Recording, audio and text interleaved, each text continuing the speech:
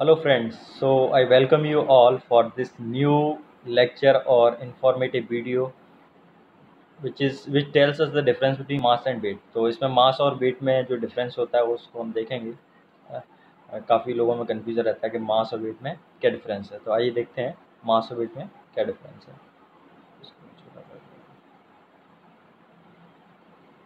तो देखते हैं। मास मास बेसिकली होता है कंटेंट ऑफ द बॉडी, मतलब कोई सब्सटेंस कितना कंटेंट कर रहा है, कोई चीज़ कितना कंटेंट कर रहा है वो कहलाएगा मास। ठीक है।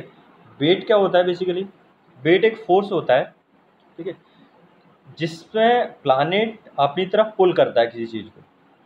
इसको एक डायग्राम से समझते हैं। जैसे मान लीजिए अर्थ है, ठीक है, और अर्थ के ऊपर कोई ऑब्जेक्ट रखा हुआ है। ये कलर से आपने दिखाया जो रेक्टेंगल ये ऑब्जेक्ट है। तो अर्थ क्या करेगा? इस ऑब्जेक्ट को अपनी तरफ पुल करेगा एक फोर्स से, ठीक है। तो अर्थ अपनी तरफ इस ऑब्जेक्ट को जिस फोर्स से पुल करेगा वो फोर्स कहलाएगा वेट। क्या कहलाएगा? वो वेट कहलाएगा, ठीक है। तो वेट बेसिकली फोर्स होता है और ये इस पर डिपेंड करता है, मतलब प्लेस टू प्लेस वेरी करता है। तो यदि आप दूसरा, पहले तो आपने देख लिया मास क्या होता है, कंटेंट ऑफ द बॉडी, और वेट क्या होता है, फोर्स होता है, पुल फोर्स होता है जो कि प्लानेट अपनी तरफ किसी बॉडी को अट्रैक्ट करता है। दूसरा, वेट अनचेंज रहता है, चाहे आप मार्स पे जाएं, चाहे आप मून पे जाएं, चाहे किसी भी प्लानेट पे जाएं, तो जो आपका मास है ना, वो सेम रहेगा। जैसे यदि मास 60 है तो यदि आप मार्स पे जाएंगे तब भी वो 60 रहेगा, मून पे जाएंगे तब भी 60 रहेगा, किसी और प्लानेट पे जाएंगे तब भी 60 रहेगा।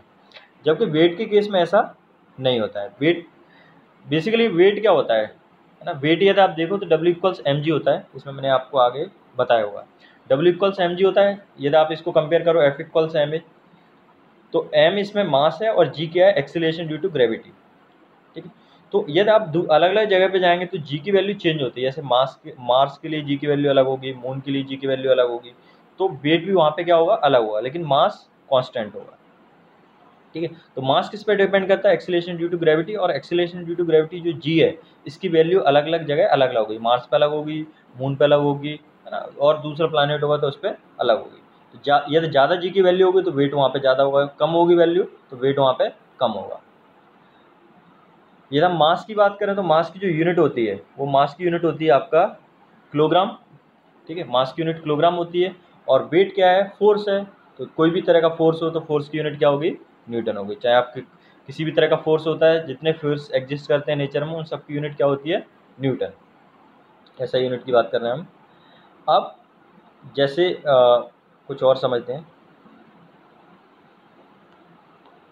इसमें जैसे हमने बताया है कि मान लीजिए किसी ऑब्जेक्ट का मास 60 किलोग्राम है, ठीक है।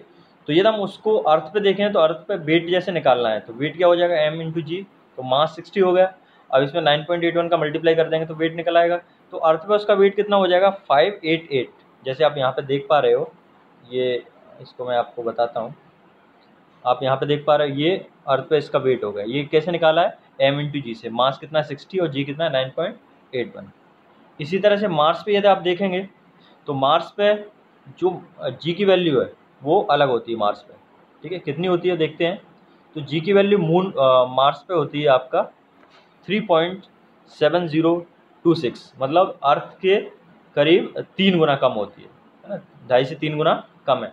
तो आप देखोगे यहाँ पे एम जी करके निकालेंगे तो ये आपका इतना आ गया 222.156 न्यूटन। तो ये वैल्यू काफ़ी कम है। तो ये डिफरेंस है किसमें? मास और वेट में। मास किसी ऑब्जेक्ट का कंटेंट होता है, वेट क्या होता है? फोर्स होता है। और वेट डिपेंड करता है लोकेशन पे और जगह से प्लेस टू प्लेस ये वेट क्या होता है? वेरी करता है, चेंज होता है।